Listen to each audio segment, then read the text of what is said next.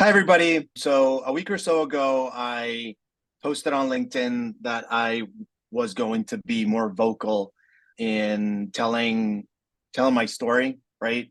And talking through what we're building at Stockpress for two main reasons. Number one is the relationship that I have or we have, I as a person and we as a business, with Stage 2 Capital. That is VC that I admire as a business, and the people that are part of that business are incredible people. And also a business that I not have just built long lasting and lifelong friends in that business, but a business that I admire, and that's HubSpot. Right. I don't know if many of you know, but I spent, the initial years of my career at HubSpot. I was there for almost 5 years. And it was a very special time because it was a great mixture between what does an amazing culture look like with an amazing product, and blend that together to just give out an incredible experience. And I think that the world is so filled with solutions for everything. And I've been in tech my entire career, and I've been in sales my entire career. And there's this sort of unfair perception of salespeople of being sleazy and just being horrible and wanting to sell you everything, um, and not care about like building a relationship, right? And that's something that I didn't see at HubSpot, and that's something that I see at Stockpress. So it's that very cool relationship that I thought that I was only going to live it once, but I'm living it all over again. It's that product that it's easy to use, easy to get started with, easy to adopt, easy to implement, easy to collaborate on and with and grow into. And if people aren't happy, it's also easy to cancel. We haven't had uh, our first cancellation yet, so that's how good the product is. But it's that very special relationship, and I think it goes it's more than just the product. It's about the experience. And in these videos is not just going to be about me, Mauricio, or Stockpress the business. That's why I have the one and only Ian Parks here with me, one of our co-founders. And in these videos, we're going to talk about our life at Stockpress and what we find as a business, and be vocal about the good, the bad, the ugly, what we learn, what we get right, what we don't get right, so that we can share with the community, and not just as a business, but as a business community, we can learn from each other. I think there will be lots of people watching this that will be incredibly glad that there is only one of me. The world does not need any more than that. It's fair to say. Yeah, and that was the thing, I think, when we first came into contact with you, and I'm sure you'll touch on this a little bit about your journey kind of into the business and how we got to know you, that actually, one of the primary drivers for the way that we got on was like that mission-led element. And, you always talk to us about your time at HubSpot and how special it was for you. And actually, I think, we watched HubSpot grow as a business. I'm Boston based and I've admired them for a long, long time. And actually, I think, especially in their early days and as they were growing really quickly, they did so many things right that we looked at and admired when we were, probably in the ideation stage for something for Stockpress, and really thinking about, well, what's the sort of company that we want to grow.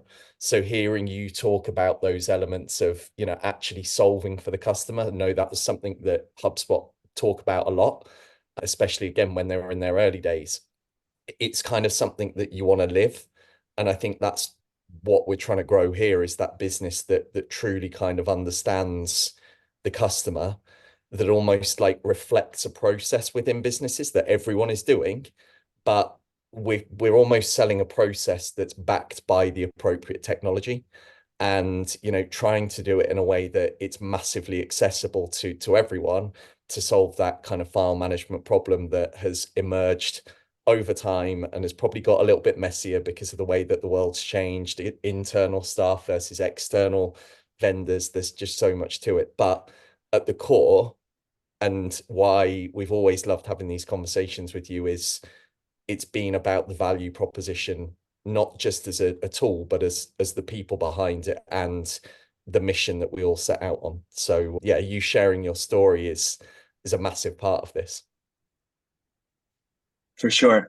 And I think that, or the word that just sticks with me time and time again is experience, right? Just providing an incredible client experience, and the customer comes first.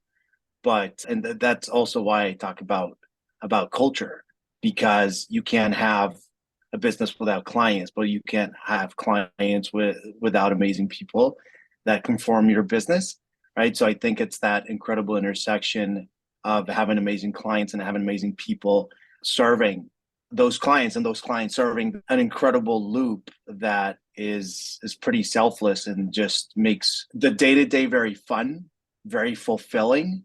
And also it doesn't make work feel like work. It makes us as humans feel that we are just adding that one grain of sand or two grains of sand to make the world a better place, right? Yeah. Or leave the world a little bit better as how we found it, right?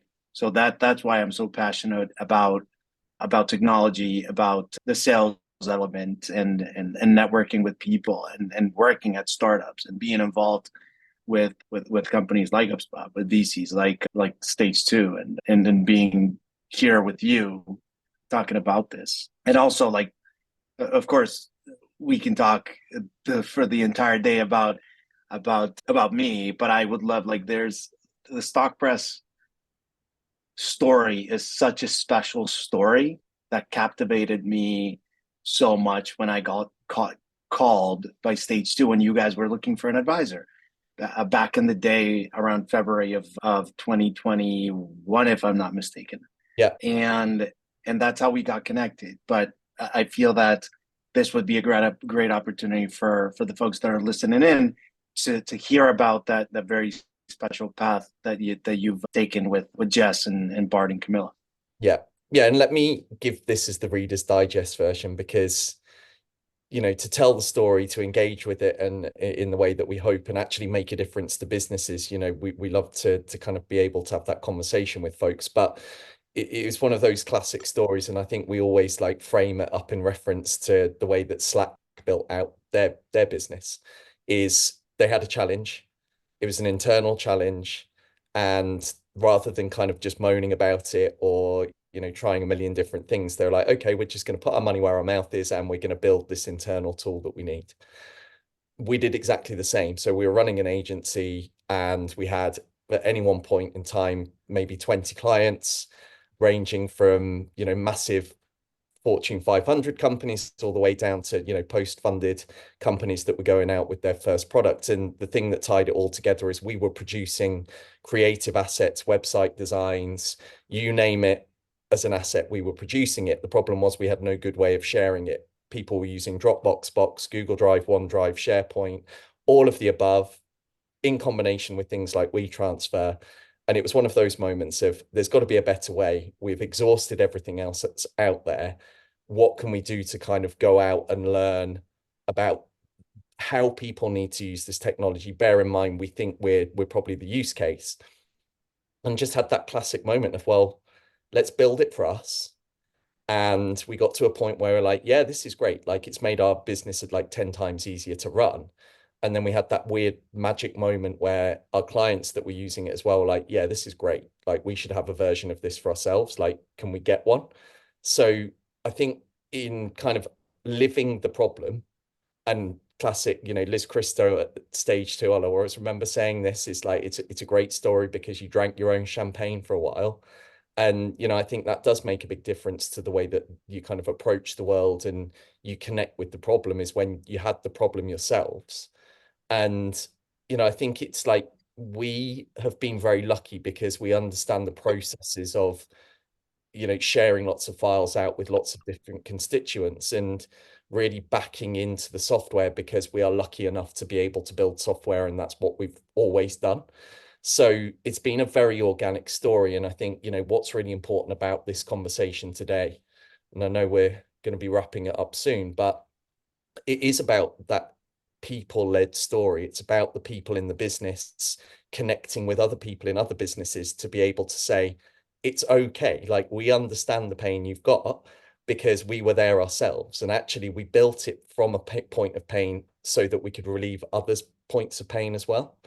And I think to do that, it's very much reliant on basic human emotion, like empathy, being able to put yourself in someone else's shoes, listen to what they're saying, and be able to respond in a way that, you know, actually makes their life better. And I think, you know, getting to know you, hearing you talk about your approach to sales, like sales is changing, like never been a more dynamic time for sales, and never been probably more change in it. And I think that's where this story is going to evolve over the coming like weeks, months, years, is, you know, how we tell that story and how you connect yourself to that story is one thing.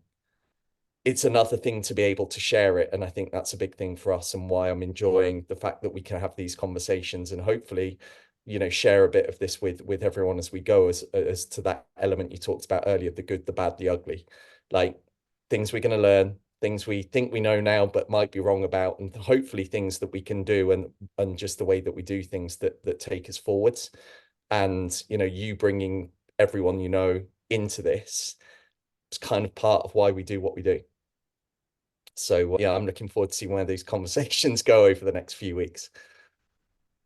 Yeah, for sure. Likewise. And hope that you guys, everybody that's listening in, that you guys just come with us for the ride, because it's gonna be fun. It's gonna be very fun. We're gonna learn a ton. We're gonna share a ton, and we're gonna talk through everything related to Stockpress and building a very, very cool startup. So bear with us. We're going to be sharing one of these videos every week. If we don't share one of the videos every week, it's because we either are at an event or away, or something happened. Now, we are going to be sharing once a week. And if you guys have any questions, feel free to reach out directly to us in our LinkedIn's and the website, our emails. Happy to have conversations stem from these videos. Thanks, Ian. Yeah, to be continued.